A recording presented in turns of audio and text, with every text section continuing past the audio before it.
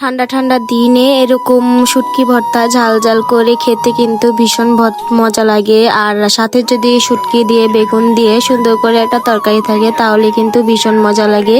আজকে কিন্তু আমি বসে গিয়েছি আবারও সবকিছু একবার রেডি করে ঘরে রান্না করার জন্য। তো প্রথমে এখানে আমি একটু কড়াইয়ে তেল দিয়ে তারপরে এখানে আমি পেঁয়াজগুলো দিয়ে দিব। এখানে আমি ভর্তার জন্য পেঁয়াজটা সুন্দর করে টেলে নিব।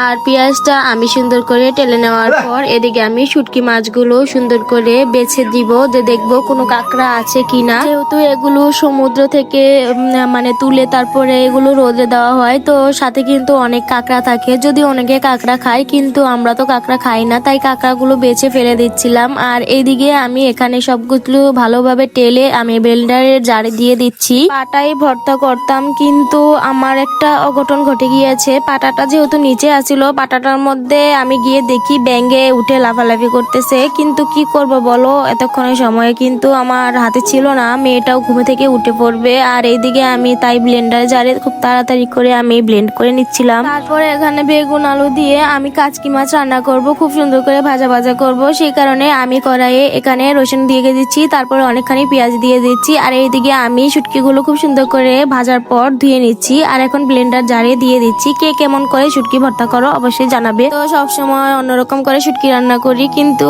আজকে আমি একটু ভিন্নতার সাথে শুটকি রান্না করলাম। আগে শুটকিগুলো ভেজে নিয়েছি, ভাজলে নাকি শুটকিগুলো অনেক সুন্দর একটা গ্রান আসে, তাই আমি আজকে ভেজে নিয়েছি। আর এইদিকে আমি মানে পরিমাণ মতো সবগুলো মশলা দিয়েছি। আর এখানে সবগুলো মশলা দেওয়ার পর আমি মশলাগুলো কষানোর পর এখানে বেগুন আলু টমেটো দিয়ে দিচ্ছি। আর এটা ভাজা ভাজা করব, তারপর উপরে ভাজা শুটকিটা দিয়ে দিব। অনেকে আছে ব্লেন্ডারে ভর্তা করলে ভর্তাটা খেতে পারে না, কিন্তু আমি জানি না, আমার কাছে তো এরকম কিছু মনে হয় না। দেখো ব্লেন্ডারে ভর্তাটা করার পর কতটা একদম সফট আর একদম মিহি হয়ে গিয়েছে। আর এইদিকে ভর্তাটাও কিন্তু অনেকটা টেস্ট হয়েছে, কেন বলে জানি না। আর এইদিকে আমার এই তরকারিটাও কিন্তু একদম ভাজা ভাজা করে রান্না করা হয়ে গিয়েছে। আর ভর্তাটাও দেখো কতটা সুন্দর লাগছে। এখন সবগুলো আস্তে আস্তে করে আমি গুছিয়ে ফেলবো। রাইস কুকারে দিয়ে দিয়েছিলাম ভাতটাও হয়ে গিয়েছে। গরম ভাতের সাথে কিন্তু খেতে ভীষণ মজা লাগবে। তরকারিটা কিন্তু হয়ে গিয়েছে। তো এখন আর তরকারিটা হয়ে যাওয়ার পর আমি এবার গরম ভাত নিয়ে নিলাম। ভাতটা আমি একটু ঠান্ডা হতে দিয়েছিলাম, তারপর গুছিয়ে গাছিয়ে তারপর আমি ভাতটা নিলাম। তো ভর্তা দিয়ে আগে খাবো, ভর্তা দিয়ে খাবো, আর বোম্বাই মরিচ খাবো না, এটা তো হয় না। অর্ধেকটা পরিমাণ বোম্বাই মরিচ এক ললাই শেষ করে দিলাম।